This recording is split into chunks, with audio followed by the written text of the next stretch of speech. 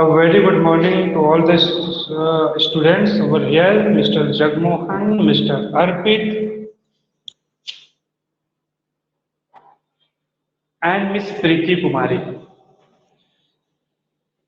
So after a long time, we are back now.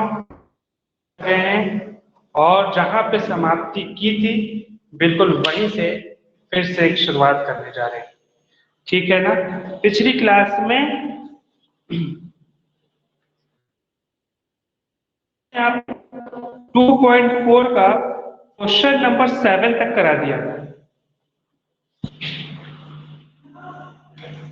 और हमें उम्मीद है कि 2.4 के क्वेश्चन नंबर 7 तक 1 से लेकर 7 तक आप लोग होमवर्क कॉपी में कर तक हो गया था। होमवर्क कॉपी में कर लिया है ना मिस्टर जगमोहन? होमवर्क कॉपी पे हुआ है कि नहीं? यहाँ तो हो ही रहा है। आपको होमवर्क कॉपी क्या सर? क्या सर? HW कॉपी में कर लिया है होमवर्क कॉपी में आज 1 to 7। ठीक है ना? ये मैंने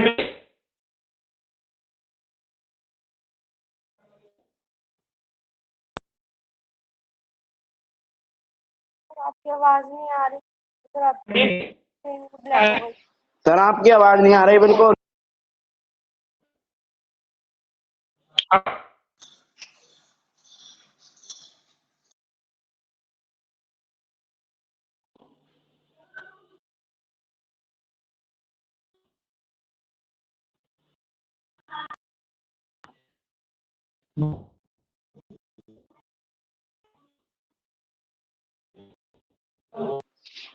सर 2.4 के 7 क्वेश्चन तक होमवर्क कॉपी में करने हैं।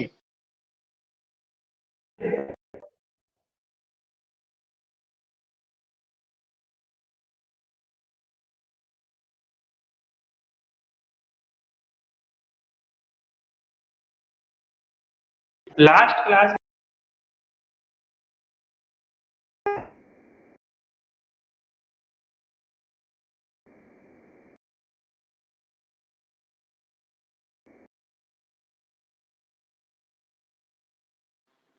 सर, आपकी आवाज नहीं आ रही बिल्कुल।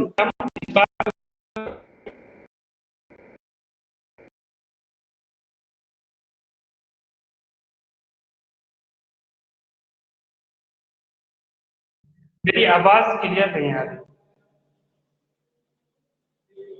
नेटवर्क हम अपना देख लें।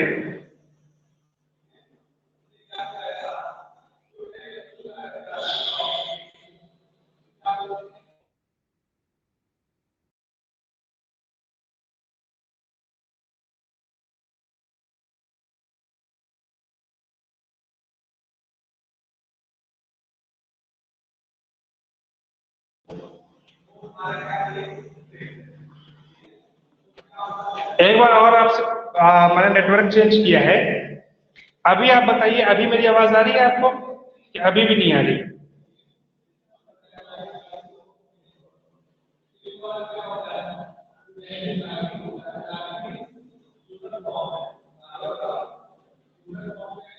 चैट करके क्यों बता रहे हैं? अनम्यूट करके बताइए ना।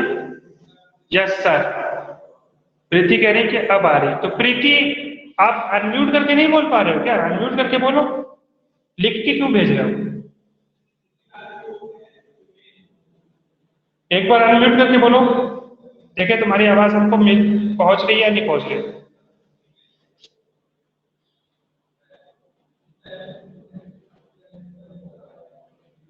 प्रीति, हम आपको कह रहे हैं कि आप अपने माइक को अनम्यूट करें और कुछ बोलें।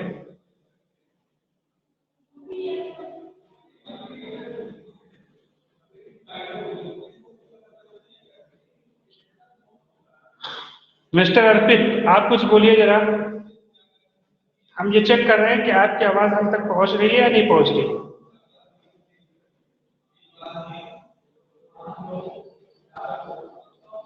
Mister Arpit, mister Anmol, Anmol. Yes sir. देखिए, अनमोल बोले आप लोग ना अर्पित और ना प्रीति कुछ बोलते ही नहीं है। चलिए हम क्वेश्चन नंबर 8 करने जा रहे हैं, ठीक है।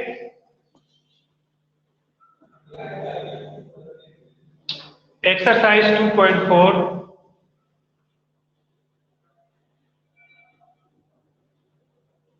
Question number 8। जिसके पास बुक है वो बुक में पढ़े, ठीक है। लिखा हुआ है half of a herd of deer are grazing in the field and 3/4 of the remaining are playing nearby. The rest 9 are drinking water from the pond. Find the number of deer in the herd. क्या कह रहा है कि कुछ dears हैं,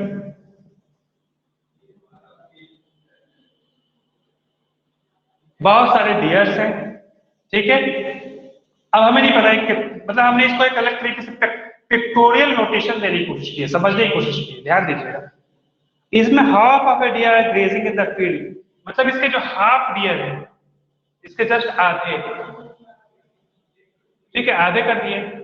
इतने पूरे जो हैं ये क्या कर रहे हैं, ग्रेजिंग कर रहे हैं। मतलब कि ग्रेजिंग का मतलब होता है कि घास को खा रहे हैं, चर रहे हैं, घास चर रहे हैं, ठीक है।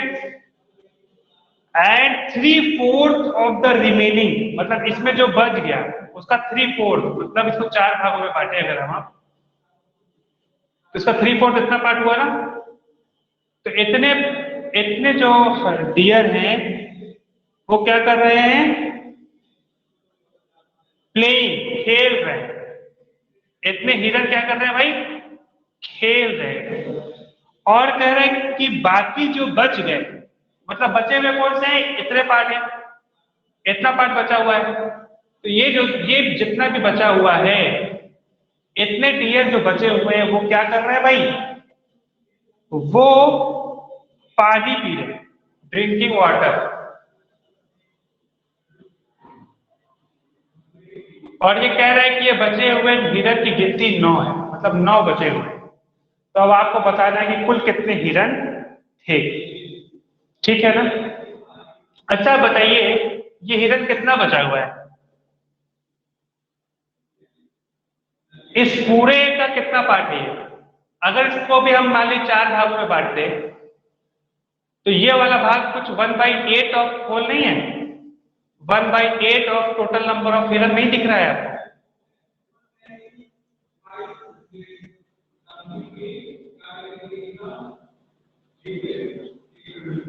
बताइए ये जो बचा हुआ है ये 1/8 of whole number of deer है या नहीं, दिख रहा है कि नहीं आपको? अनम्यूट करके बताइए।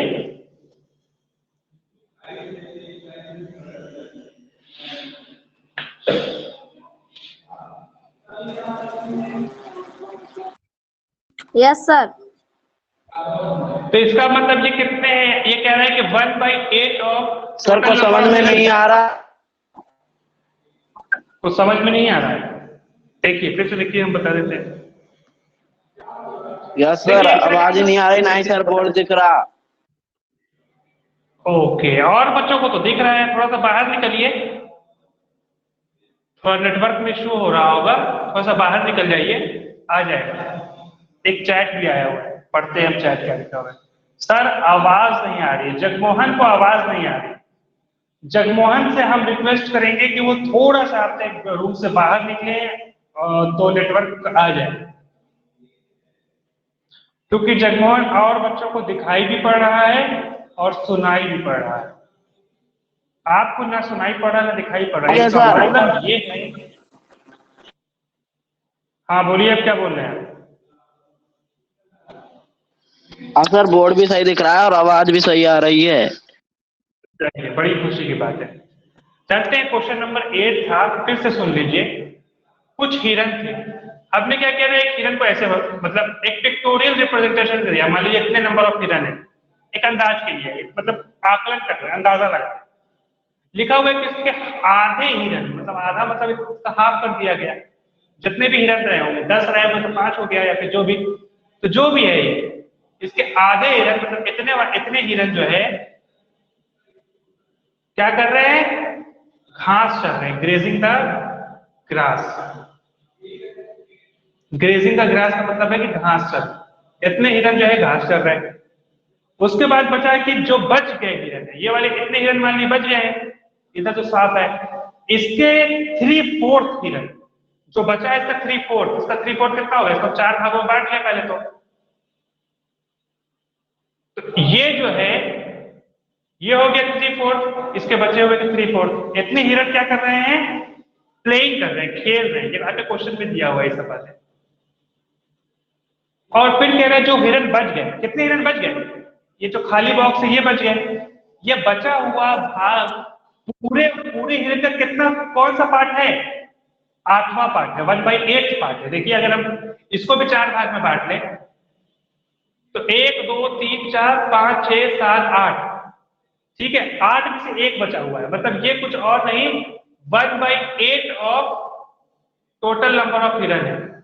यही बात हम आपको समझाए थे जगमोहन, जो आप मिस कर गए। अभी समझ में आया, देख के नहीं लग रहा है कि ये जो बचा हुआ हिरन है टोटल हिरन का 1/8 मतलब, ठीक है। तो इसका और ये दिया हुआ है कि ये टोटल 9 हिरन है, आपके क्वेश्चन में लिखा है कि इतने हिरन क्या कर रहे हैं भाई, ड्रिंकिंग कर रहे हैं, जो बच गए हैं वो क्या कर रहे हैं, ड्रिंकिंग वाटर, पानी पी रहे हैं। और कितने टोटल हिरन, 9 हिरन पानी पी रहे हैं, मतलब बचे हुए हिरन 9 है। इसका मतलब क्या हुआ, 1/8 ऑफ टोटल हिरन को हम x मान रहे हैं। लेट टोटल नंबर ऑफ हिरन, let total number of deer be x, मान ली टोटल नंबर ऑफ हिरन x है, तो 1/8 ऑफ x कितने के बराबर है भाई, 9 के बराबर। तो x इज इक्वल टू कितना हो गया, इस 8 को ऊपर ले गए तो 9 × 8, x कितना हो गया 70, मतलब हिरन कितने हैं टोटल, 72 हिरन हो गया। आई बात समझ में। So total number of deers are,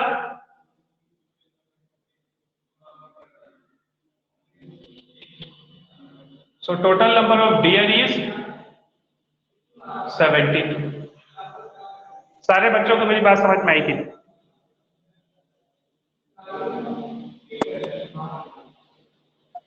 yes sir, आ गई। अभी देखिए, अभी हम इसमें आपको वेरीफाई भी कर देते हैं, ध्यान दीजिएगा, वेरीफाई कर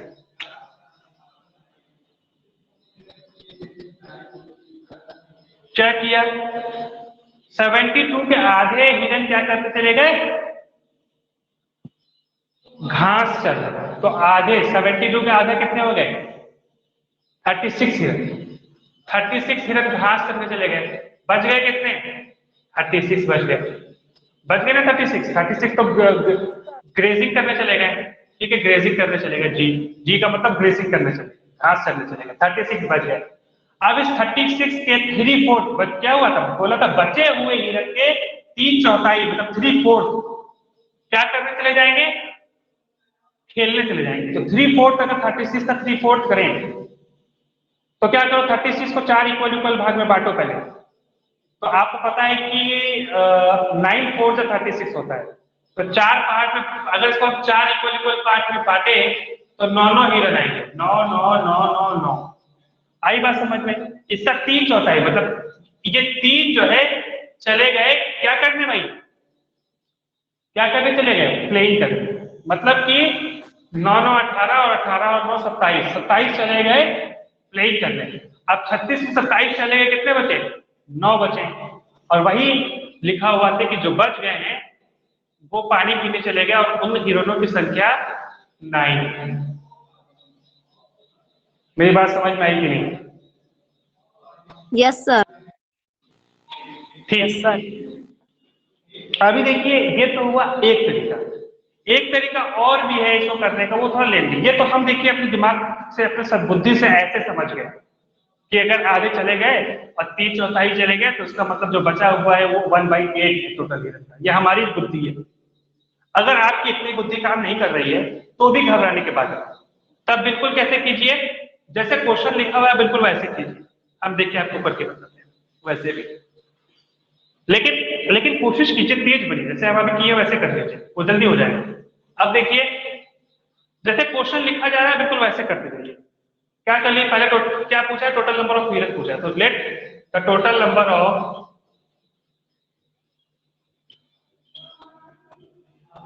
डियर बी एक्स, मान लीजिए एक्स, ठीक है।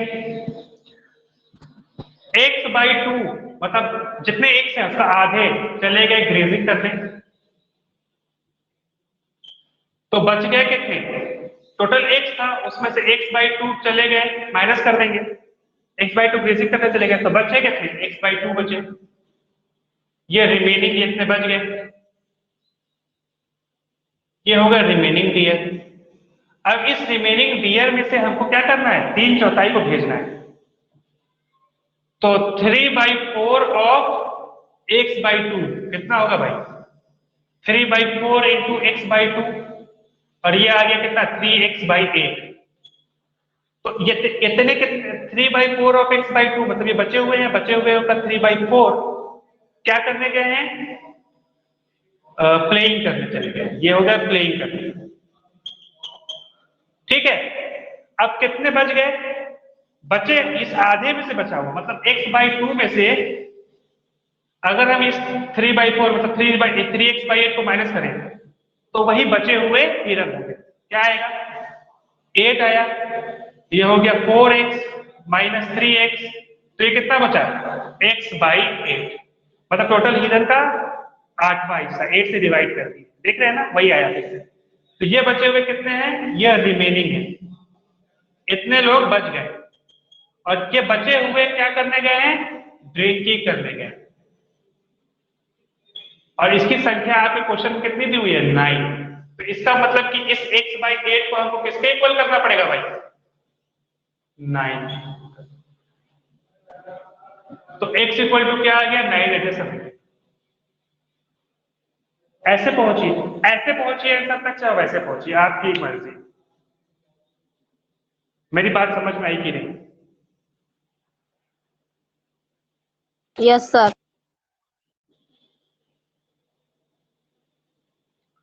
कुछ लोग जानते हैं, सर आवाज नहीं आ रही।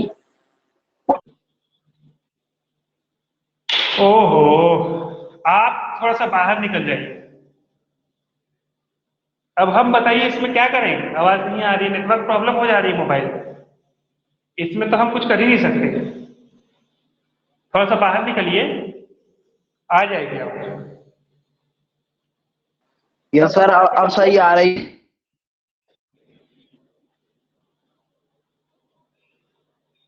तो हो गया ना, पार करें इस क्वेश्चन को, साफ करें। Yes sir. तो इस क्वेश्चन को कोई नोट ना करें, अभी आप लोग समझा कीजिए, एक बार समझ लीजिए, फिर घर पे बैठ के होमवर्क जो हमको देते हैं तब बनाइए, अगर तब भी आपसे बन गया इसका मतलब आपने जो समझा है उसको समझ लिया, और नहीं बना इसका मतलब आपने समझने में चूक कर दी। नोट कर लेंगे तब तो फिर आप वही उतार देंगे जाके, तब आपको कोई फायदा नहीं होगा, इसको खुद से कीजिए, ठीक है।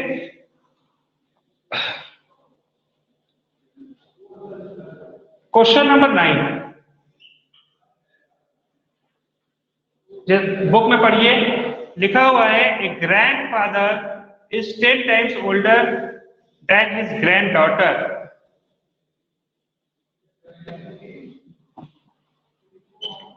एक ग्रैंड डॉटर है, मतलब ग्रैंड डॉटर मतलब पोती, अपने दादा की पोती है, एक और उनके एक दादा है ग्रैंडफादर, तो ये दादा है और ये उनकी पोती, ठीक है, दोनों तरफ हम बना दिए। लिखा हुआ है a grandfather is 10 times older than his granddaughter, मतलब कि अगर ग्रैंडडॉटर x है मान लीजिए, तो उनके दादाजी 10x हो, प्लस उसके 10 टाइम्स, मतलब अगर ग्रैंडडॉटर 10 साल की है तो ग्रैंडफादर कितने साल के होंगे 100 साल के, अगर 9 साल की है तो उनके ग्रैंडफादर कितने साल के होंगे 90 साल के होंगे, अगर ये ग्रैंडडॉटर 8 साल की है तो उनके ग्रैंडफादर 80 साल के होंगे, मतलब उनके एज के 10 गुना, ठीक है। उसके बाद लिखा है he is also 54 year older than her, ये भी लिखा हुआ है कि जो ग्रैंडफादर है ये इससे जो है 54 साल बड़े हैं। कितने साल बड़े हैं भाई? 54 साल बड़े, 54 ईयर्स बड़े हैं। तो आपको पता लगाना है कि एज कितनी है ग्रैंड डॉटर की और ग्रैंडफादर की। अब ये वाले इससे 54 साल बड़े हैं, तो अगर हम इस एज में 54 साल जोड़ दें तो इस वाले एज के बराबर आ जाएगा। यही तो मतलब हुआ। अगर ये वाला एज इससे 54 साल बड़ा है तो इसमें अगर हम 54 जोड़ दें तो इस वाले एज के बराबर आ जाएगा। मैं यही बात समझ रहा हूं।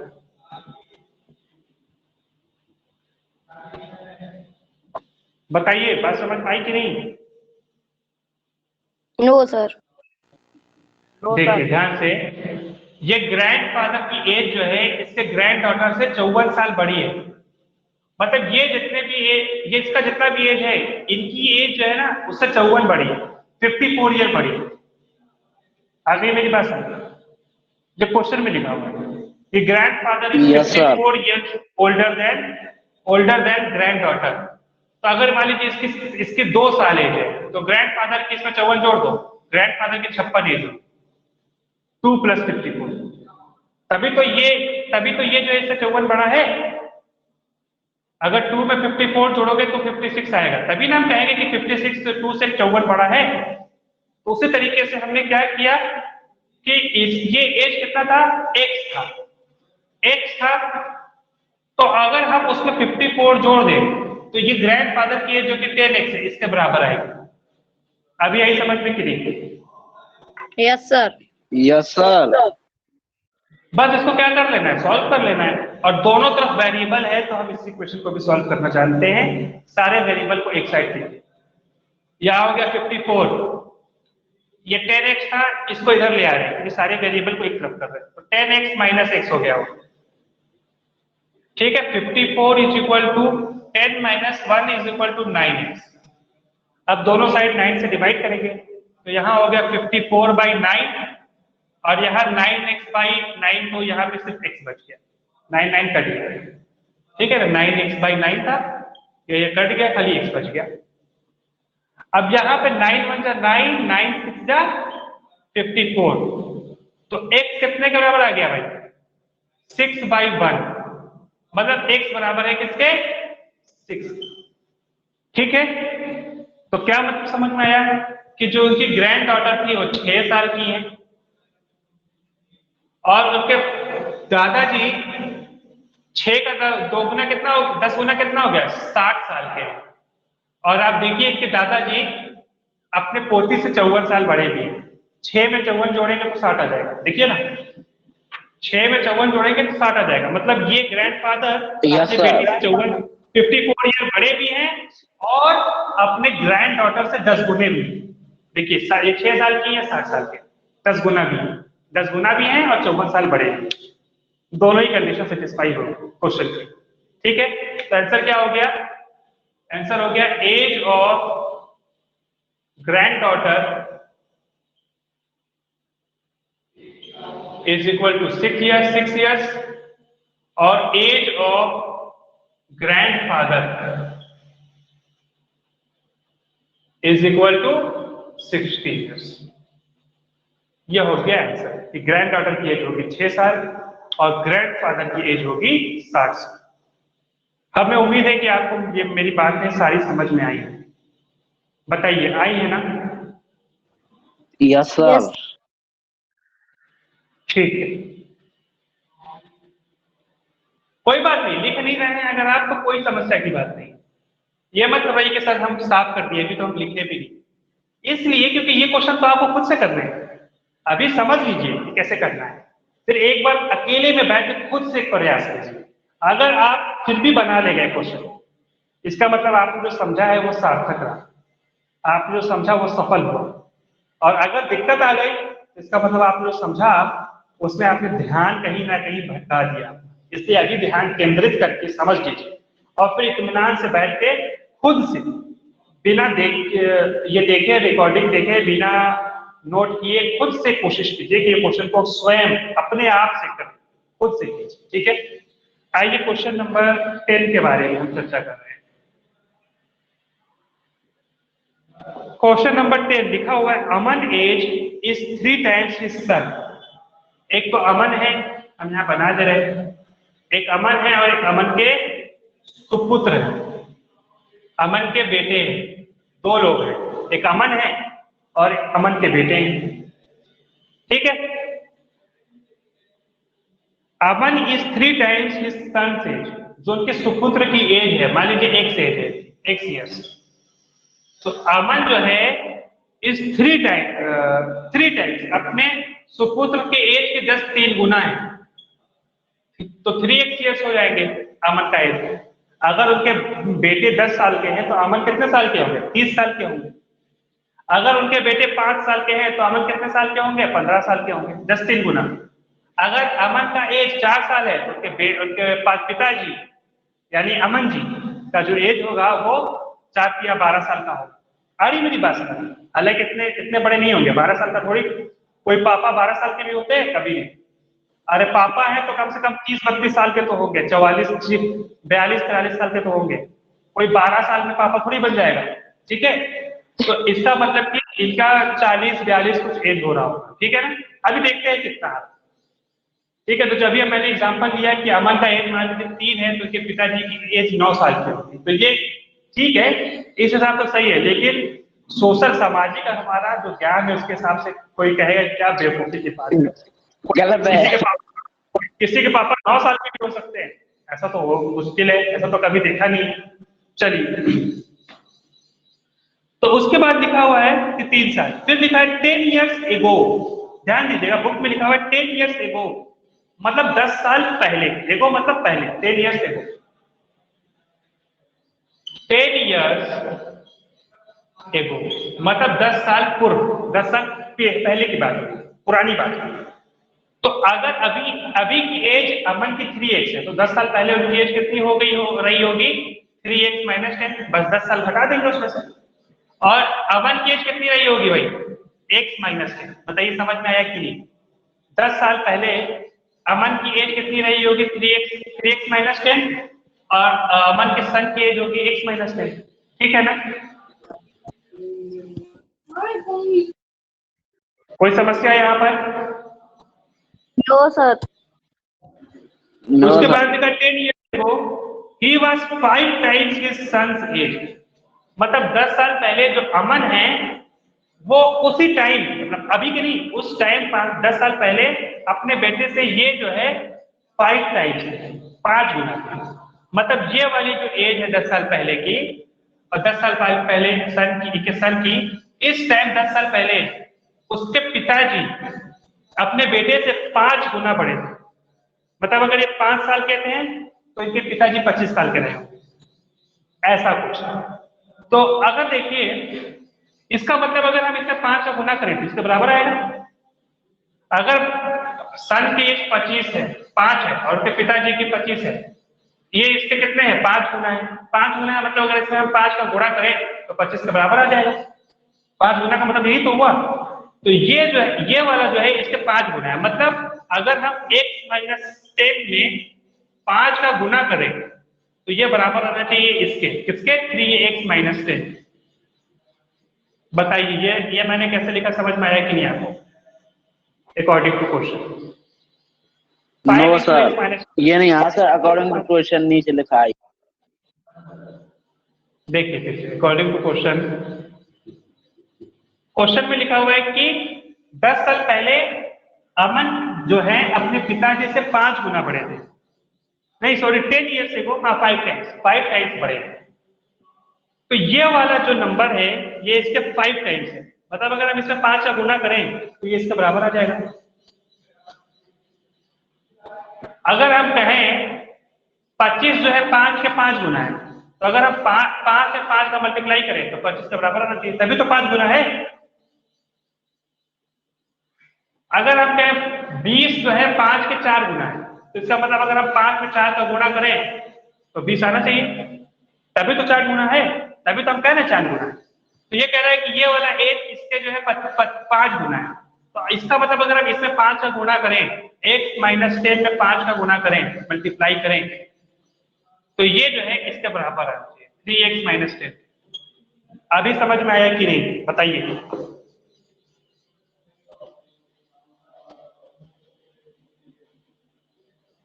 आ गया सर।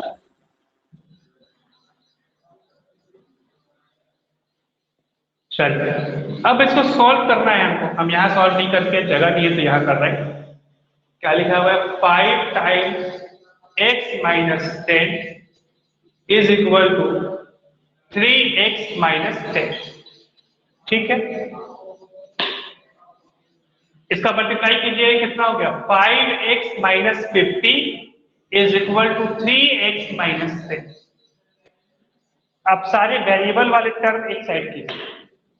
तो यहाँ 5x है, इस 3x को यहाँ लेके आएंगे तो हो गया माइनस 3x। क्यों? क्योंकि इसके आगे प्लस था और इधर आएगा तो माइनस। यहाँ पे कितना है भाई? माइनस 10 है और ये माइनस है तो इधर आगे हो जाएगा प्लस 50। 5x माइनस 3x कितना हो गया? 2x। माइनस 10 प्लस 50 हो गया 40 के बराबर। x कितना हो गया भाई? 40/2, क्योंकि यहाँ पे 2 लिखने की जरूरत है, 2/2 कैंसिल आउट हुआ है। कितना आ गया? 20। तो x सॉरी जी, तो x कितने के बराबर हो गया भाई? 20 ईयर्स के बराबर।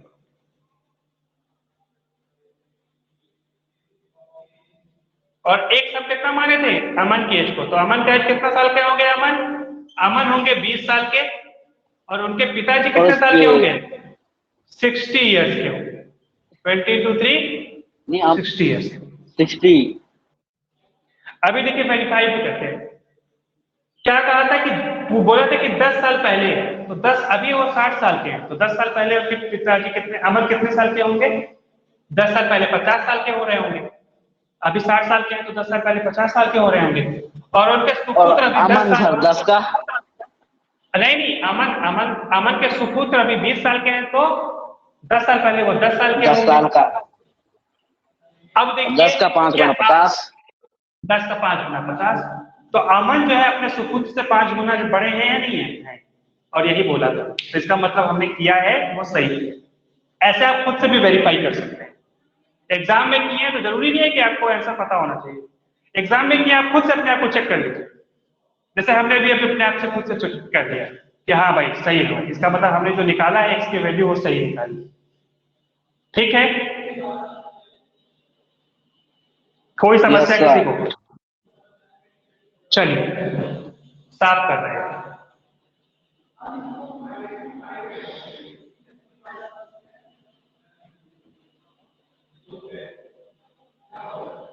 तो इसी के साथ एक्सरसाइज 2.4 हो गया समाप्त।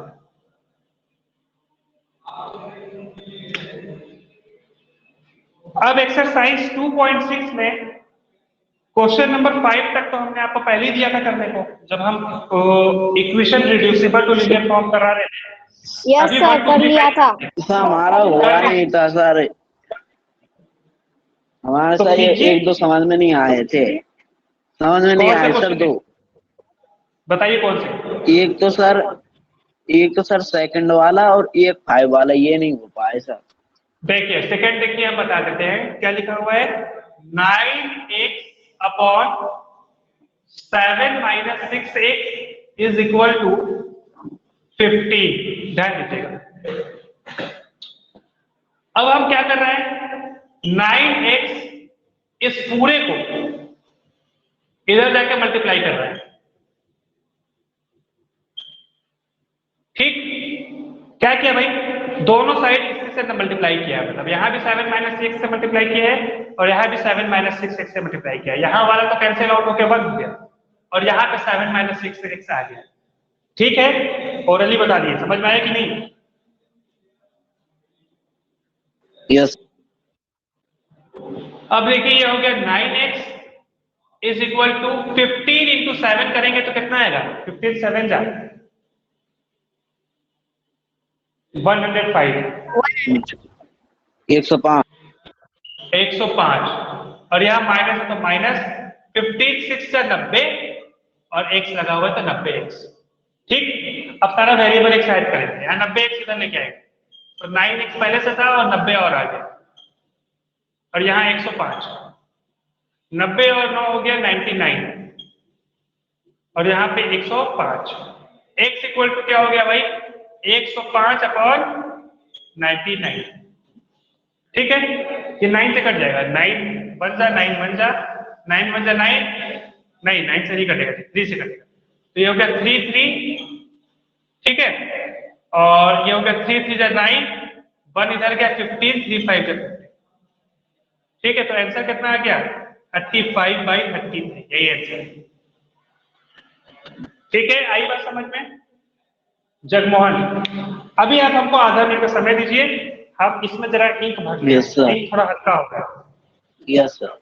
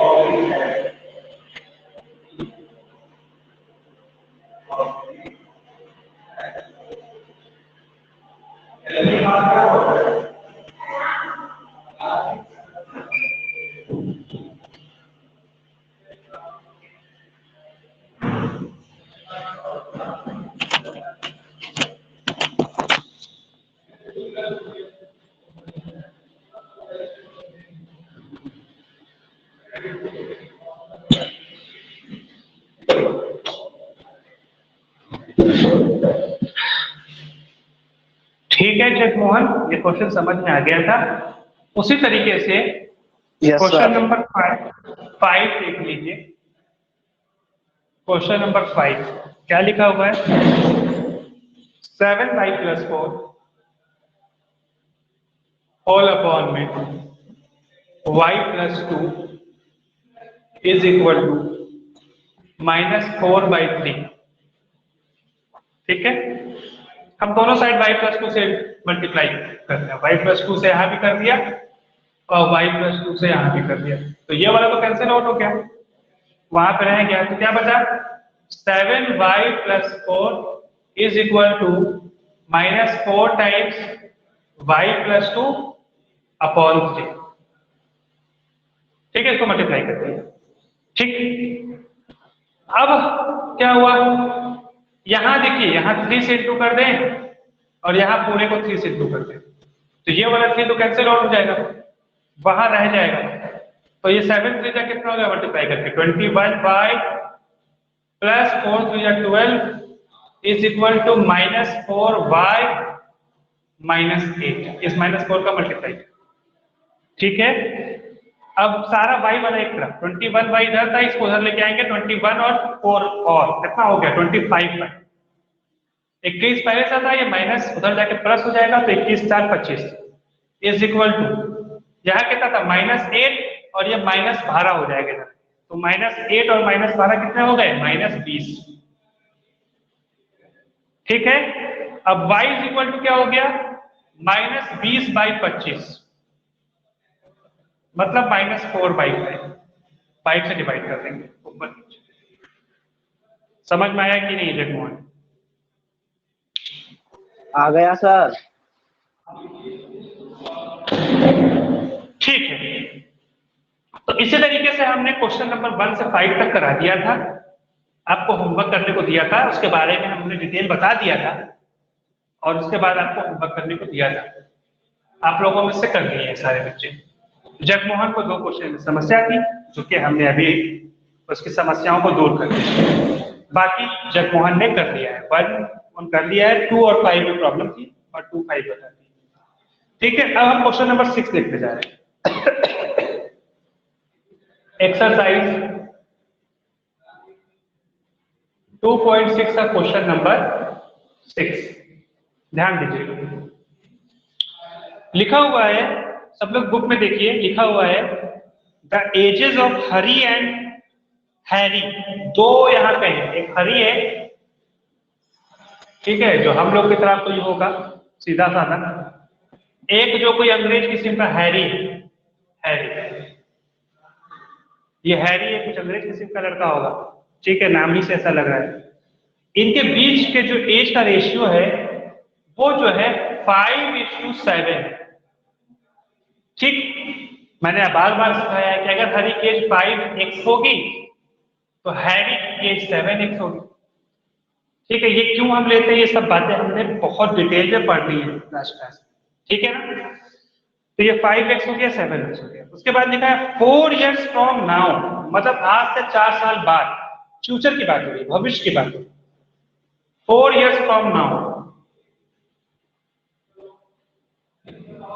मतलब 4 साल बाद। 4 साल बाद बताइए हरी की एज कितनी होगी? अभी 5x है, 4 साल बाद उसका +4 कर देंगे हम, 4 साल और जुड़ जाएगी। और वही अगर अभी हैरी की एज 7x है, 4 साल बाद उसकी एज 7x + 4 होगी, 4 जोड़ देंगे, ठीक है ना। फिर क्या लिखा है, their age will be in the ratio of 3:4, मतलब दिस, इसका और इसका रेशियो 3:4 होगा। मतलब कि अकॉर्डिंग टू क्वेश्चन क्या लिखा हुआ है कि 5x + 4, 4 साल बाद जो ये इसकी एज है हैरी की, और जो हरी की और हैरी की जो एज का रेशियो है वो 3:4 हो जाएगा। ये क्वेश्चन में लिखा हुआ है, यही तो लिखा हुआ है, जो मैंने यहां लिख दिया, यही तो इसका मतलब है लिखने का, है कि नहीं? यस बोलते सर। नहीं है। इसका मतलब क्या हुआ भाई, 5x + 4 upon 7x + 4 that is equal to 3/। Equation बन गया। अब इक्वेशन बन गया तो वही आपके क्वेश्चन नंबर 1 2 3 4 5 जैसा हो गया है। अब ये क्वेश्चन जैसे 1 2 3 4 5 सॉल्व किए थे, इस क्वेश्चन को सॉल्व कीजिए और x की वैल्यू जरा पता लगाइए, ठीक है ना। आइए हम इसको ये मिटा के ऊपर कर लेते हैं।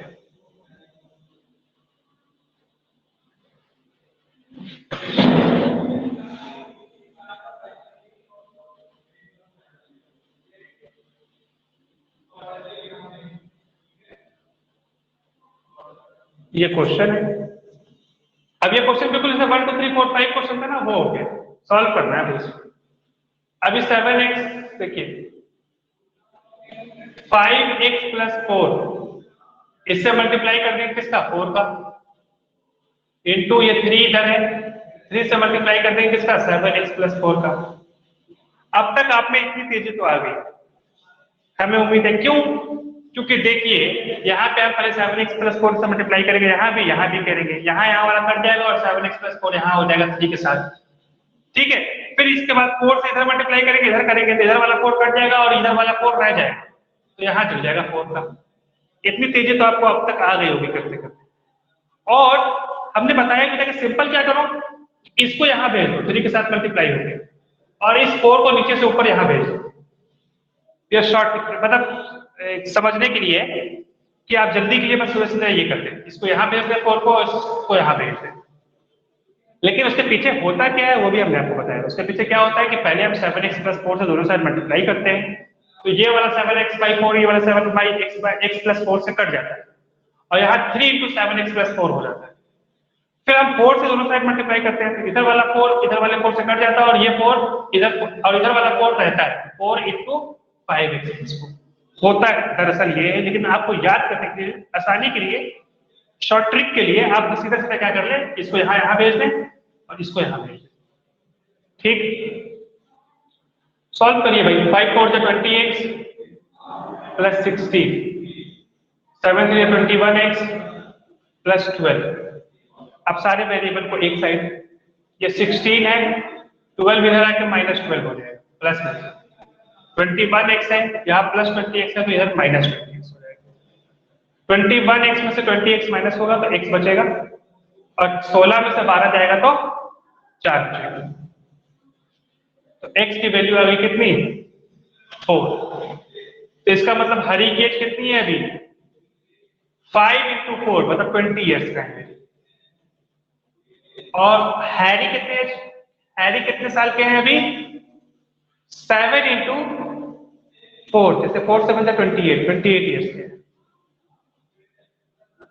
ये हो गया आपका आंसर। ठीक है, कोई समस्या किसी को? No sir.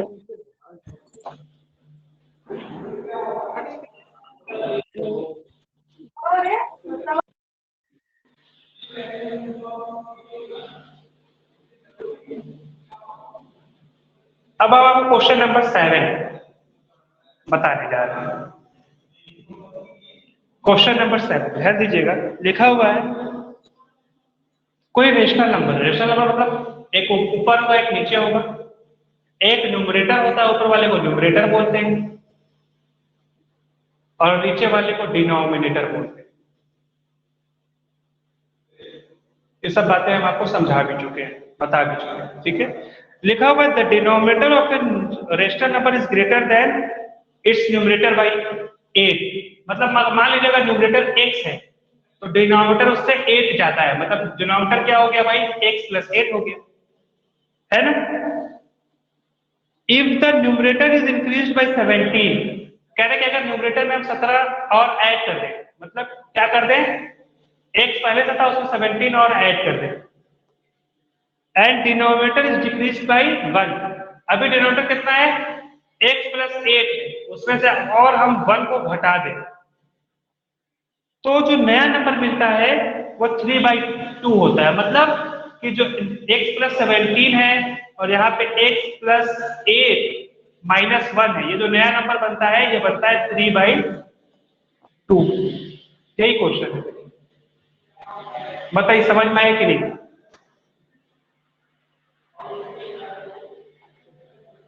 Yes sir.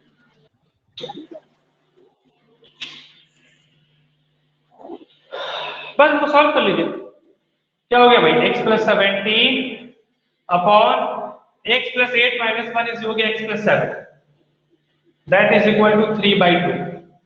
तो ये हो गया 2 टाइम्स ऑफ x + 17 और यहाँ हो गया 3 टाइम्स x + 7।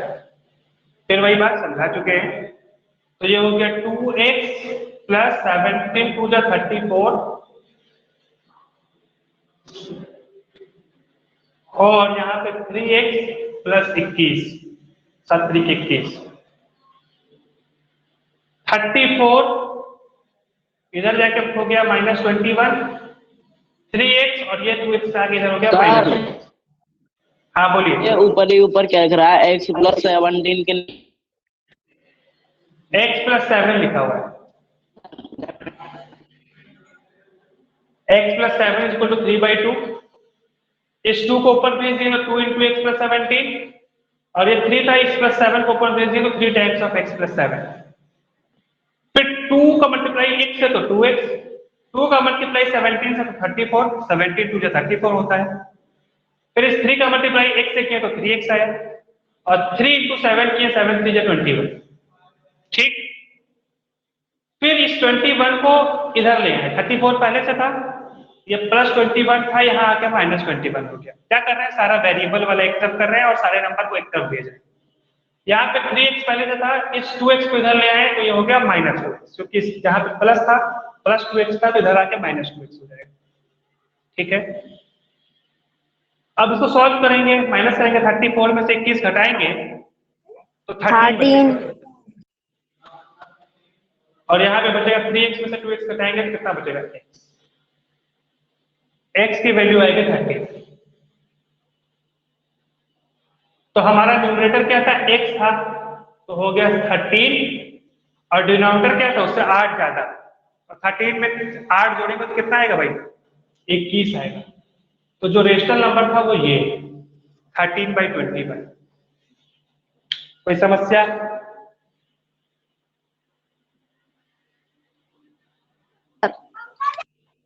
No sir. ठीक।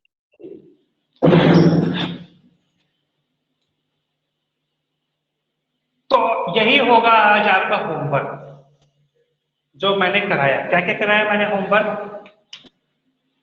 सारे लोग अपने पेज डब्ल्यू जो है नोट कर लें। एक्सरसाइज एक्सरसाइज 2.4 पूरी कंप्लीट 2.4 पूरी 2.4 उनके लिए जो 8 नहीं 9 किए, 10 और 2.4 उनके लिए जो पूरा नहीं किए, जो पूरा कुछ बच्चे तो जो है 7 तक कर लिए।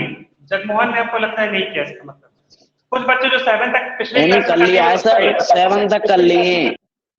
तो आज का होमवर्क हो गया क्वेश्चन नंबर 8, 9 और 10। एक क्वेश्चन यहाँ से हो गए।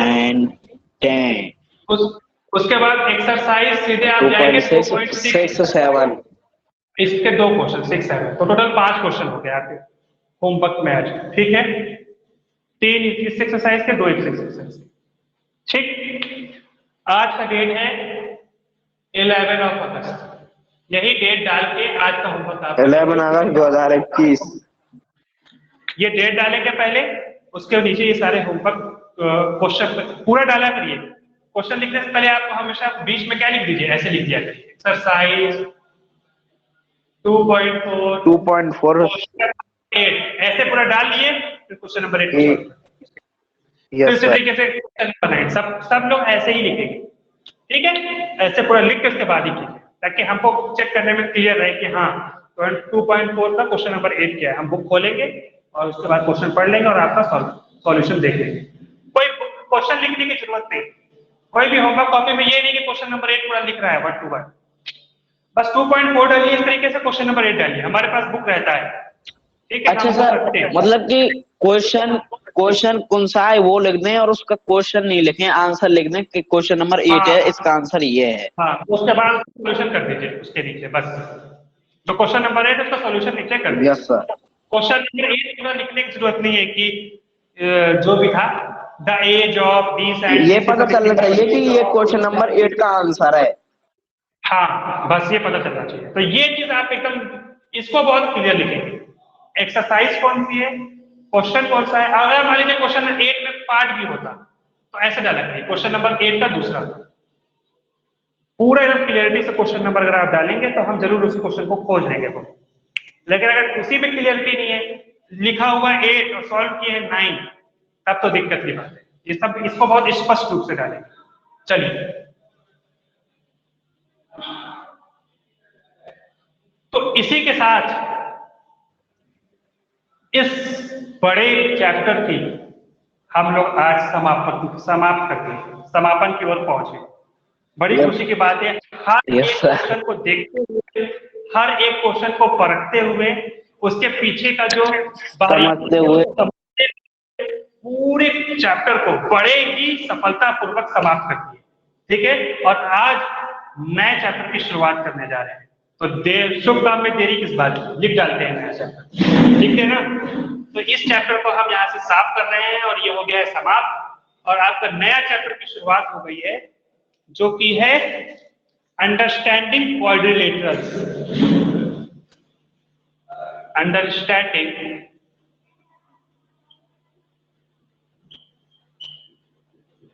क्वाड्रिलेटरल। अब आप में से बहुत बच्चे बोलेंगे सर लेसन समाप्त हुआ है, थोड़ा सा रेस्ट दे दीजिए 2 से 3 मिनट का, चाय वाय पी लें। तो कोई बात नहीं, हम आपको 3 मिनट का समय दे रहे हैं, आप चाय वाय पीजिए। अभी बज रहे हैं 11:26। ठीक है, 11:29 पे हम दोबारा, कोई लीव नहीं करेगा, रुक जाइए, आप लोग लीव कर लेते, लीव नहीं करना है, बिल्कुल मोबाइल ऐसे ही छोड़ दीजिए, कुछ मत कीजिए, मोबाइल ऐसे ही छोड़ दीजिए और चले जाइए जहां चाय वाय पीने जाना है। 11:29 पे शार्प वापस आ जाइएगा। ठीक है, फिर हम नए चैप्टर की शुरुआत करेंगे। कोई भी मोबाइल को छेड़ेगा नहीं, बस इसे छोड़ दीजिए। यस सर, क्लास को चलने देते हैं। हाँ, क्लास ऐसे चलने दीजिए। 11:29 पे हम वापस से मिलेंगे आपसे। ठीक है, जाइए चाय वाय पी लीजिए आराम से, क्योंकि नए चैप्टर की शुरुआत करेंगे।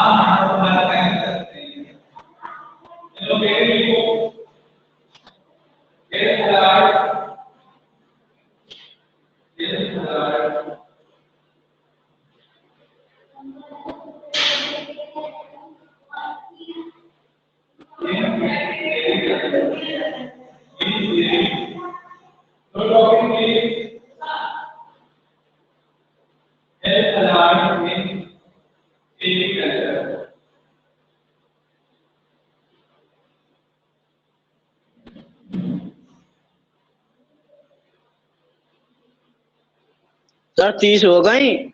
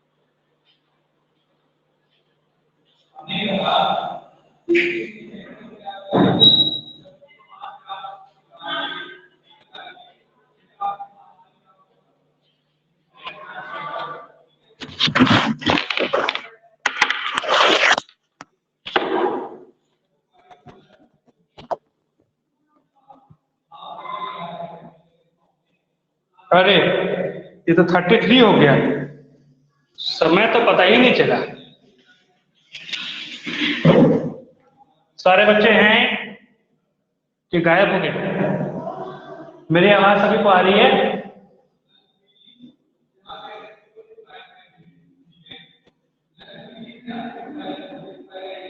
मिस्टर जगमोहन, प्रीति कुमारी, आ रही है सर, चलिए। बिल्कुल।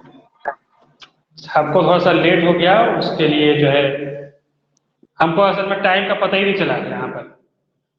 हमारे पास मोबाइल यहाँ छोड़ गए थे और कोई मेरे पास घड़ी नहीं है। अब घड़ी देखे होते तो आगे होते, हमें लगा भी हुआ होगा, लेकिन यहाँ देख रहे हैं ज्यादा हो। चलिए कोई बात नहीं, अभी शुरू करें। सबसे पहली बात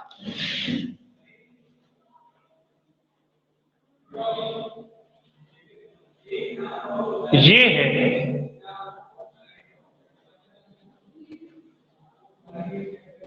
कि व्हाट इज सिंपल कर्व, वो हम आपको समझाने जा रहे हैं।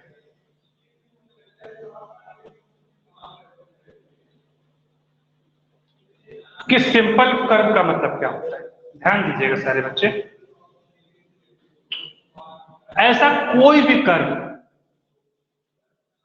जिसमें पहले ड्रा किया हुआ चीज दोबारा से उस पे फिर उस ड्रा हुआ चीज पे ना तो कट करे उसको, ना तो उस पे वापस जाए।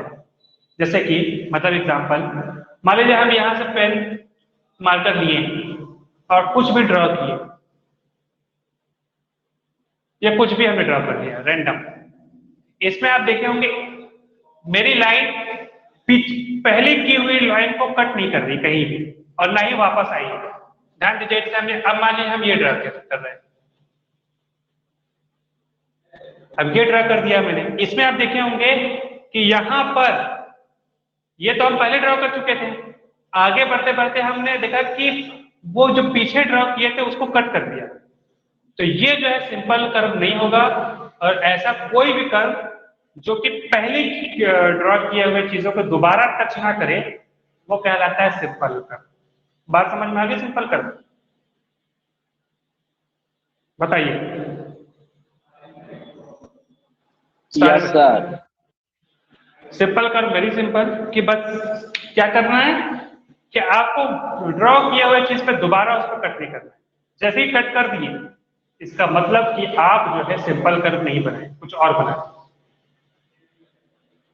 ये हो गया सिंपल कर्व की बात। अब आप में से हमको आप लोग जवाब दीजिएगा,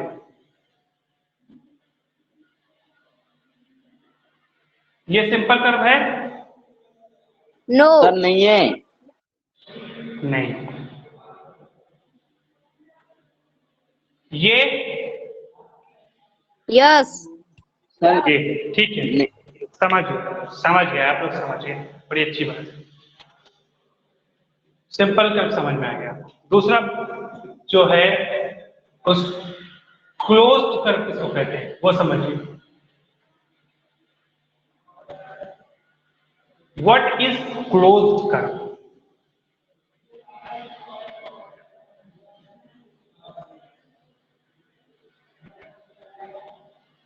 क्लोज्ड कर्व का मतलब ये होता है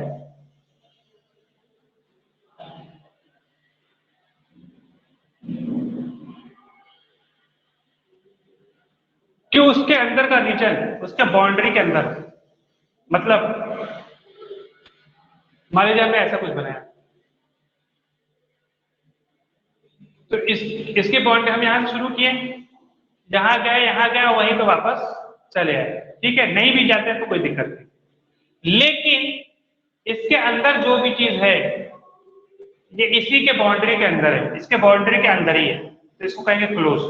और अगर बाउंड्री के बाहर आया, जैसे मान लीजिए ये हमने ये ड्रा किया, तो ये तो इसके अंदर है, और यहाँ वाला ये इतना पार्ट जो है ये क्लोज नहीं है, इसको इसकी बाउंड्री इसको पूरा बांधा नहीं हुआ, यहाँ से बाउंड्री खुला हुआ है, क्लोज नहीं है, ये ओपन है, खुला हुआ है। क्लोज मतलब बंधा होना चाहिए, बाउंड्री के अंदर ही होना चाहिए।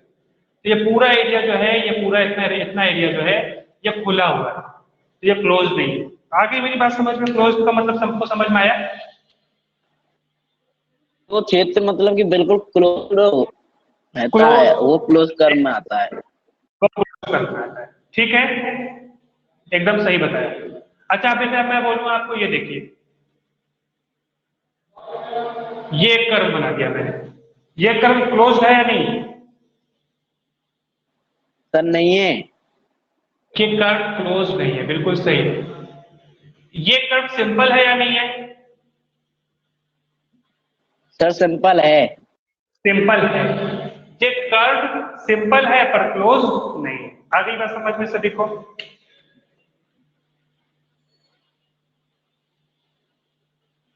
अब आप बताइए, एक और हम कर्व बना रहे हैं। ये जो कर्व है ये क्लोज है या नहीं है? सर ये क्लोज भी नहीं है और सिंपल भी नहीं है, क्यों सर इनकी बहुत क्षेत्र इधर बाहर है ना। नहीं, इसकी बाउंड्री तो इसके अंदर आ रही है, देखिए ये क्षेत्र देखिए, ये वाला क्षेत्र सर हम देखिए। तो उसकी कह रहे हैं जो इसमें ये ऊपर नीचे की साइड वाले की। नहीं तो हम तो इसको देखेंगे ना, देखिए अब समझे नहीं, हमने यहां शुरू किया, तो ये बाउंड्री बनी ऐसे, तो ये वाला रीजन पकड़ा में आया, ये रीजन इसी के अंदर है, फिर ऐसे बनी, फिर हम यहीं पे पहुंचे, तो ये वाला रीजन पकड़ में आया, ये वाला रीजन भी इसके अंदर ही है। तो ड्रॉ किया हुआ चीज में इसकी बाउंड्री के अंदर तो है सारी बात, इसके ड्रॉन पोर्शन में जो ड्रॉ किया हुआ पोर्शन, वो पोर्शन तो इसके बाउंड्री के अंदर आ रहा है। नहीं यही बस समझ लीजिए मिस्टर जगमोहन। तो सर आपने इससे नो जो पहले सर। बनाया था, आप उसमें कह रहे थे कि ये इसमें अंदर है और ये बाहर है, तो हाँ उसमें भी तो सर ऐसे ही था। नहीं, ये देखिए, ये कर्व ये जा वा, रहा, कर्व जा रहा, कर्व ये जा वाला रहा, सर।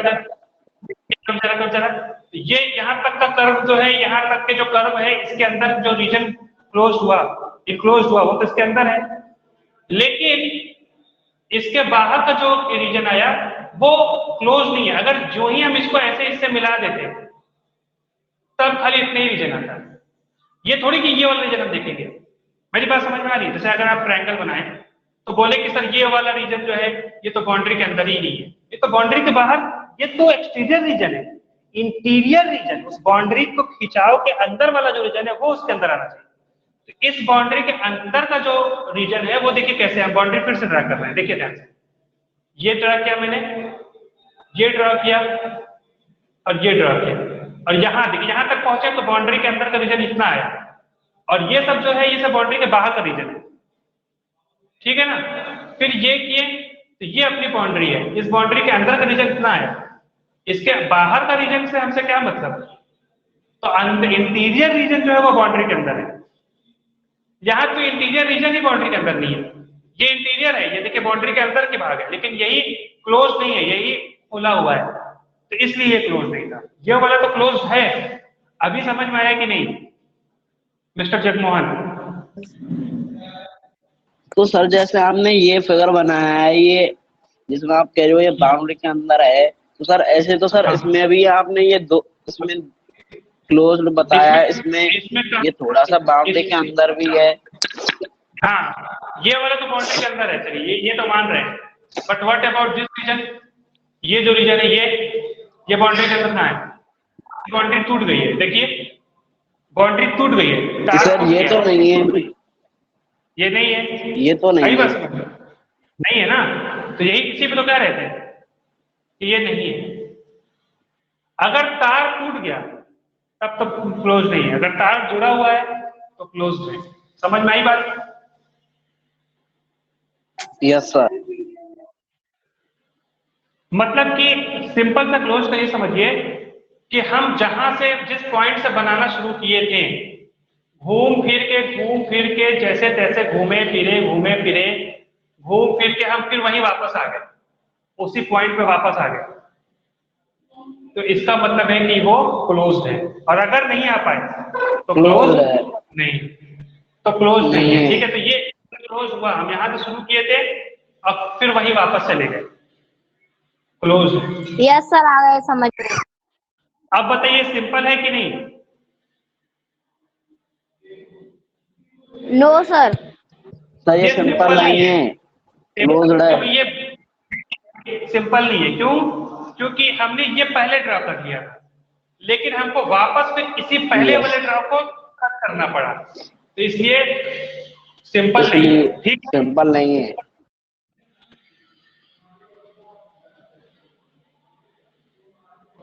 आप बताइए इसके बारे में क्या ख्याल है? क्लोज्ड। क्लोज है, सर क्लोज्ड है ये। सिंपल? सिंपल नहीं है, लेकिन नो। नहीं है। सिंपल क्यों नहीं है?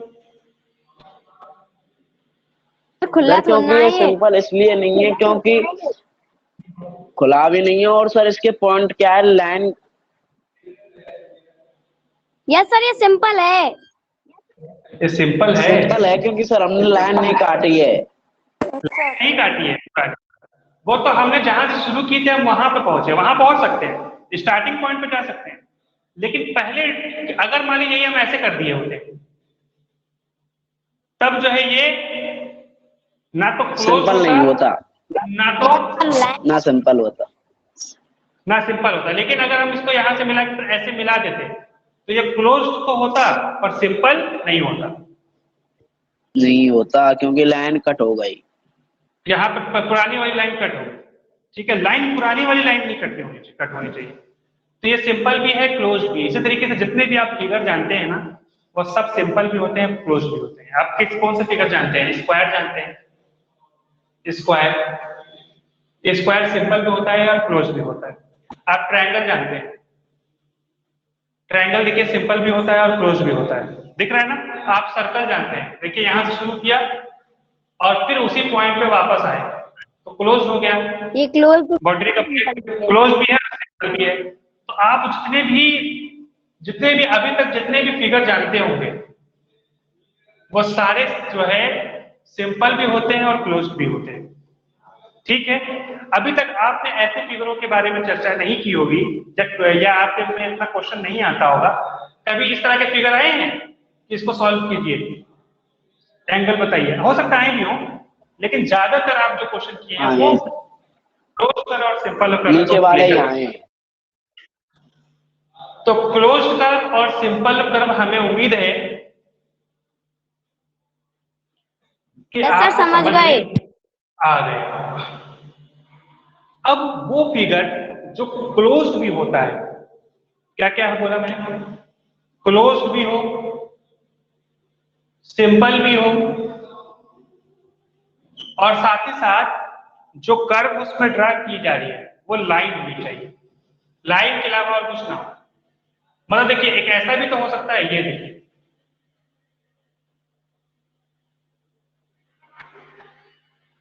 मान लीजिए हम ऐसे बना दिए, ये कुछ भी है, ये क्लोज भी है, सिंपल भी है ना? यहां से शुरू किए थे और यहीं पे वापस आए, ऐसे चल के, तो क्लोज भी है और सिंपल भी है। सर कोई भी लाइन कट नहीं हुई है, कट नहीं हुई है, पर ये इसमें जो कर्व ड्रा किए हैं वो लाइन से नहीं ड्रा किए। तो हम क्या बता रहे हैं, मतलब ऐसा कोई भी, हाँ मतलब ये सिंपल और क्लोज तो है, पर वैसे कर्व, अब मैं डिफिनेशन दे रहा हूं, ऐसे कर्व जो सिंपल भी हो, क्लोज भी हो, और साथ ही साथ वो सिर्फ लाइन से ड्रा किया गया हो, घुमावदार ना हो, ऐसे ऐसे फिगर्स को हम क्या बोलते हैं? पॉलीगॉन। क्या बोलते हैं भाई? पॉलीगॉन बोलते हैं। समझ में आ गई बात? तो पॉलीगॉन कैसे कट करेंगे हम? अगर फिगर क्लोज नहीं है तो वह पॉलीगॉन नहीं होगा, ठीक है। मान लीजिए कोई फिगर सिंपल है पर क्लोज नहीं है, तो क्या वह पॉलीगॉन होगा? नहीं। मेरी बात समझ में आ रही है? मान लीजिए कि सिंपल नहीं है पर क्लोज है, तो क्या वह पॉलीगॉन होगा? नहीं। मान लीजिए वो फिगर जो है सिंपल भी नहीं है, क्लोज भी नहीं है, तो क्या वह नंबर पॉलीगॉन होगा? नहीं। मान लीजिए वो सिंपल मतलब भी सर है, दोनों ही होने चाहिए, दोनों ही क्लोज्ड होंगे, भी है। सिंपल भी है, क्लोज भी है, पर लाइन से ड्रा नहीं किया गया है, पर लाइन से ड्रा नहीं किया गया तो है, वो तो ऐसा पॉलीगॉन नहीं घुमाओ है। तब भी पॉलीगॉन नहीं है। मतलब कि सिंपल भी होना चाहिए, क्लोज भी होना चाहिए और क्लोज भी लाइन से ड्रा किया होना चाहिए और लाइन से। तभी हम कहें कि वो पॉलीगॉन है, अदरवाइज नहीं कहें। जैसे अगर हम एक फिगर बना रहे हैं, देखिए ये फिगर जो है क्लोज तो है पर सिंपल नहीं है, तो उस हिसाब से ये पॉलीगॉन नहीं होगा। ठीक, यस सर। उसी तरीके से अगला फिगर है,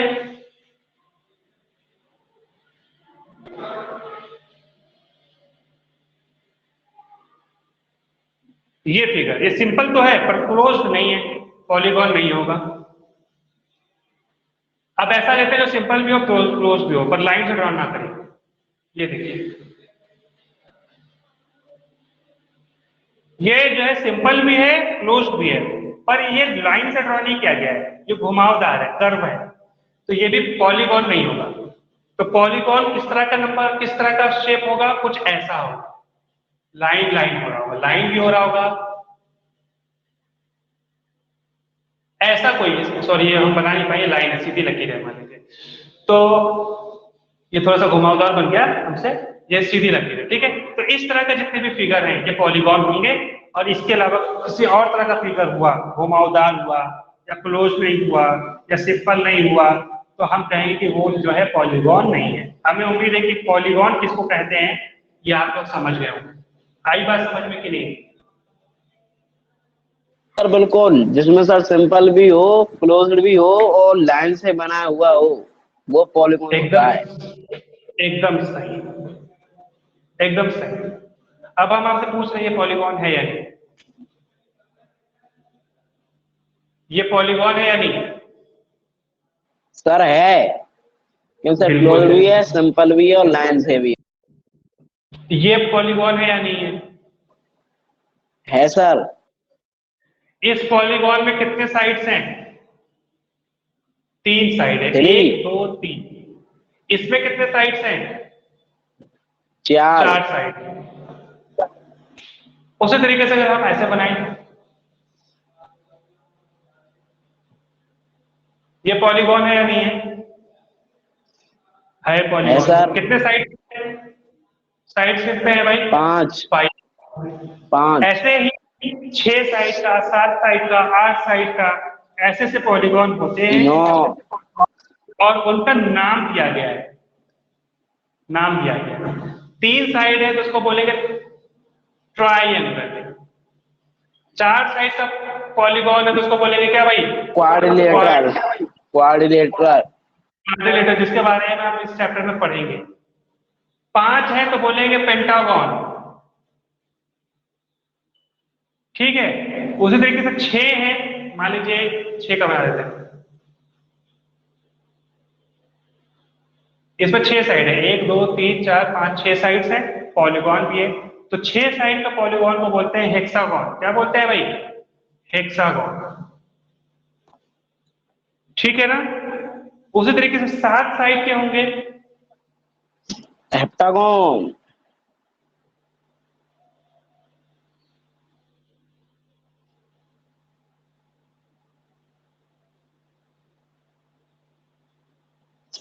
6 साइड्स के हेक्सागोन। ये 7 साइड है इसके, इसको कहेंगे हेप्टागन।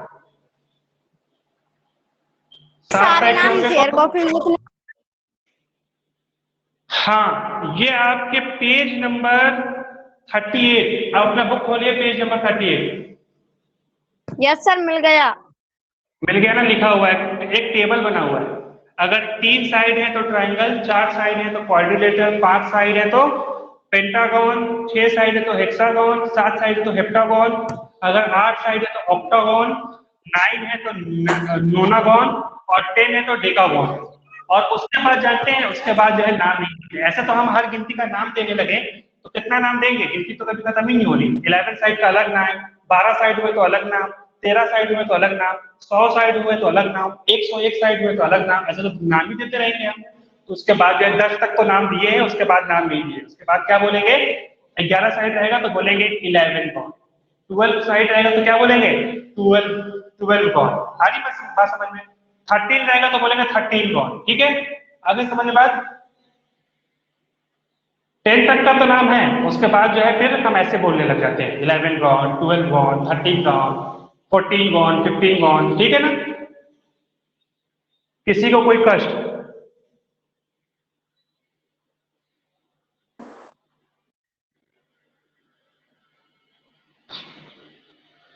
मेरी बात सभी को समझ में आई है?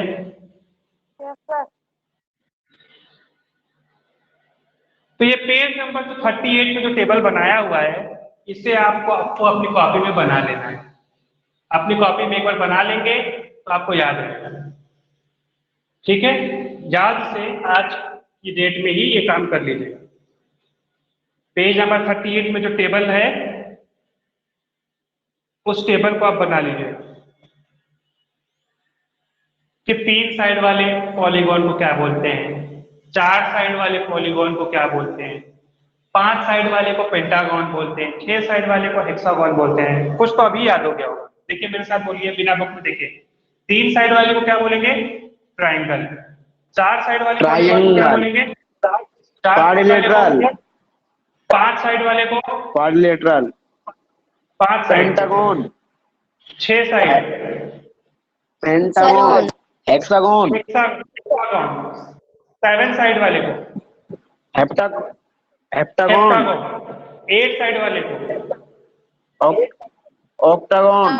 और 9 साइड वाले को नोनागन। 10 साइड वाले को डेकागॉन। ठीक है ना? डेकागॉन। 10 side decagon. चलिए अभी याद हो गया होगा मेरे ख्याल से, एकदम दिमाग में अभी चढ़ गया होगा। एक बार कॉपी पे भी लिख लीजिएगा। अब हम आपको पढ़ाने जा रहे हैं कि बहुत है। Diagonal of pentagon, diagonal of polygon का क्या मतलब होता है? डायगोनल का क्या सर मतलब? आज के लिए इतना ही होता है। अभी 5 मिनट है। ये कुछ डेफिनेशन है, ये डेफिनेशन तो समझ ही लीजिए कि डायगोनल किसको कहते हैं, किसको क्या कहते हैं। ठीक है, जैसे साइड हो गया। अब डायगोनल हम आपको समझाने जा रहे हैं। मान लीजिए एक हम 4 साइड का पॉलीगॉन ले रहे हैं, क्वाड्रिलेटरल लेते हैं। तो ये वाला जो पॉइंट ए है और ये वाला पॉइंट बी है, इसको हम कहेंगे एडजेसेंट पॉइंट। क्या बोलेंगे? या कॉन्जिक्यूटिव पॉइंट भी बोल सकते हैं। कॉन्जिक्यूटिव मतलब बगल वाला, एडजेसेंट मतलब बगल वाला, उसके बाद आने वाला। ए के बाद बी आ रहा है और सी है, ए के बाद आ रहा है, ए के बाद ही आ रहा है सी, ए के बाद ही आ रहा है बी। मेरी बात समझ में आई? तो ए और बी क्या हो गए? एडजेसेंट पॉइंट हो गए। एडजेसेंट पॉइंट हो गए। और ए और बी या कह सकते हैं एडजेसेंट पॉइंट है, या कह सकते हैं ए और बी कॉन्जिक्यूटिव पॉइंट है। और उसी तरीके से ए और सी भी एडजेसेंट पॉइंट है और ए और सी कॉन्जिक्यूटिव पॉइंट है। दोनों टर्म है, कोई कॉन्जिक्यूटिव बोलता है, कोई एडजेसेंट बोलता है। मेरी बात समझ में आ गई? तो आपको डायगोनल का मतलब क्या है? वो लाइन जो दो non adjacent, non consecutive point को जोड़े। ए और बी एडजेसेंट पॉइंट है तो नॉन एडजेसेंट होना चाहिए, मतलब एडजेसेंट नहीं होना चाहिए।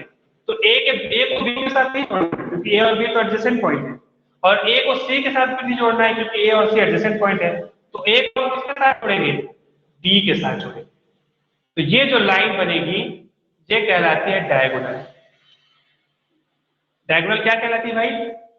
कि line drawn by joining, line drawn by joining two non-adjacent point, so adjacent now two non-adjacent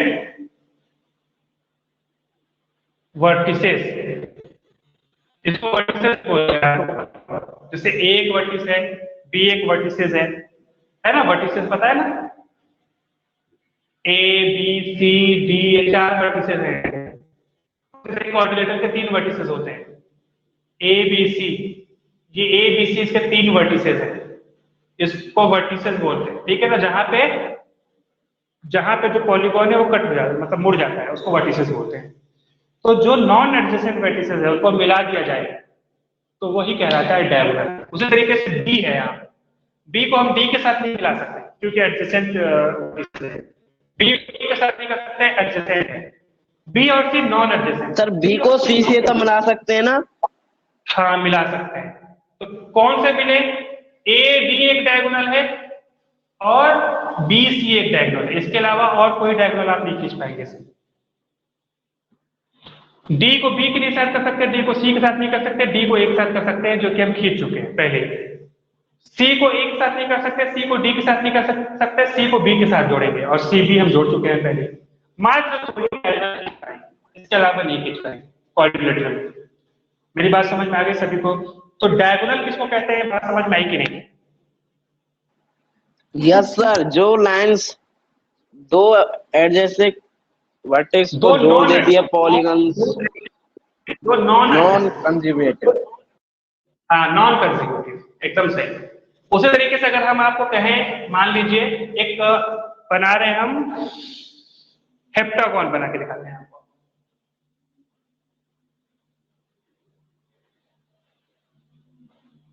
इसमें आपको सब क्लियर हो जाएगा, A B C D E और एफ, ठीक है।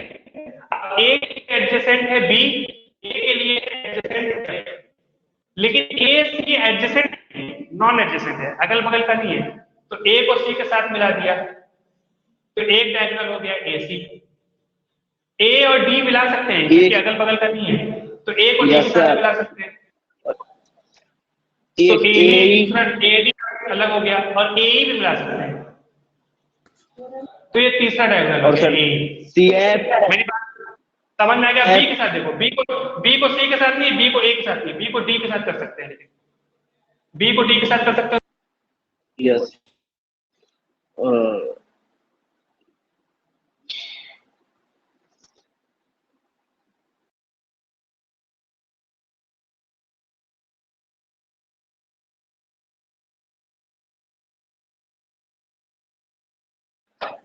सर, अपने हम खुद ही बैठे।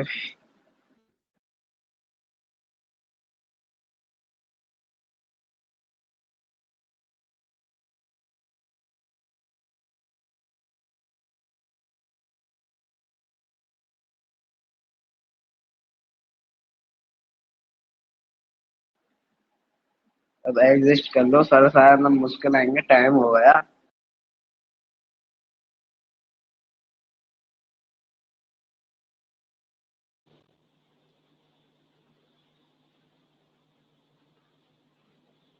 चैट आया हुआ है, हाँ सर समझ में आ रहा है, ठीक है। इसी के साथ डायगोनल हमको लगता है आप लोगों को समझ में आ गया होगा, ठीक है। हम इसी के आगे बढ़ेंगे, जहां तक की डिफिनेशन आपको समझ में आ गई है। तो डायगोनल में और एक दो बात और आपको बतानी है, तो याद कराइएगा हमको आप कि हमको डायगोनल ऑफ पॉलीगॉन से आगे बढ़ना है, ठीक है ना। इसके पहले का सारा टर्म हम आपको समझा चुके हैं, तो हम इस क्लास को यही समाप्त कर रहे हैं, ठीक है। इस उम्मीद के साथ कि आपको ये सारे टर्म बड़े अच्छे से समझ में आ गए होंगे कि सिंपल कर्व किसको कहते हैं, क्लोज कर्व किसको कहते हैं और डायगोनल किसको कहते हैं। हाँ बोलिए। डायगोनल डेफिनेशन लिखनी है। हाँ लेकिन अपने तरीके से लिखिएगा, जैसे आप हमसे खाली समझ लीजिए, फिर अपने तरीके से बात को कॉपी में लिख लीजिए अपनी समझ से। डायगोनल लिखने के लिए कॉपी में क्या लिखेंगे कि line joining two non adjacent vertices, बस इतनी बात आपको पूरी बात समझ में।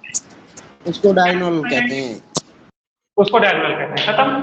बस इतनी बात लिखना है, इतना लिखने की थोड़ी जरूरत है, ये तो हम आपको समझाने के लिए समझाते हैं।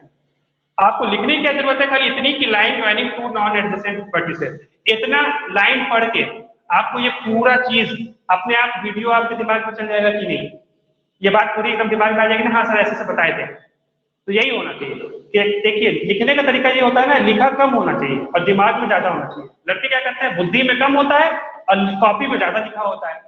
कॉपी में खाली इतना लिखा हो और इसको देखते ही आपके दिमाग में ये सब चीजें चल जानी चाहिए, ये पूरी बात कि दिमाग में अच्छा हाँ सबने पेंटागन लिया था और जो है ऐसे मिलाया था, इसको पढ़ते ही समझ इतनी बातें दिमाग में चल गई। तो उससे क्या होगा कि आपको याद जब आए, देखते ही जब अभी आपको याद आने लग जाएगा, इसका मतलब आप चीजें आपके दिमाग में जा चुकी है। तो पूरा जो एक पिक्चर है, जो पूरा एक फिल्म है, वो पूरी फिल्म आपके दिमाग में जा चुका है। आपको बस लाइन पढ़ती है, वो पूरा फिल्म आपके दिमाग में चल जा रहा है। यही पढ़ने का असली तरीका है। ठीक है, चलिए इसी के साथ हम क्लास को समाप्त कर रहे हैं, क्योंकि समय हो गया है। ठीक है, और होमवर्क जैसा कि हमने दिया है मिटा दिए थे, लेकिन आप लोग को मिटा दिया वो तो खैर साफ कर दिया है, लेकिन आपको याद है ना कि क्वेश्चन नंबर 9, 10, 11 था 2.4 का। 8, 9, 10, 2.4 के 2.6 के 6, 7 और ये क्वेश्चन आपको और ये आज और जरूर थर्ड करना चैप्टर में ये पेंटागन, हेक्सागोन ये सब बनाने हैं। हाँ, वो टेबल जरूर बनाना है। ये 3 काम आपको करने हैं। दो एक्सरसाइज के क्वेश्चन बनाने हैं, पहला एक्सरसाइज 2.4 के और 2.6 के, वो क्वेश्चन नंबर आपको याद ही है, और उसके बाद ये टेबल आपको बनाना है। इतना काम आपको होमवर्क में करना है आज की डेट। इसी के साथ हम क्लास की समाप्त कर रहे हैं। खूब अच्छा खाइए, अच्छा पीजिए, सुबह उठ के व्यायाम कीजिए, अपने मम्मी पापा का ख्याल रखिए और खूब पढ़ाई कीजिए। धन्यवाद।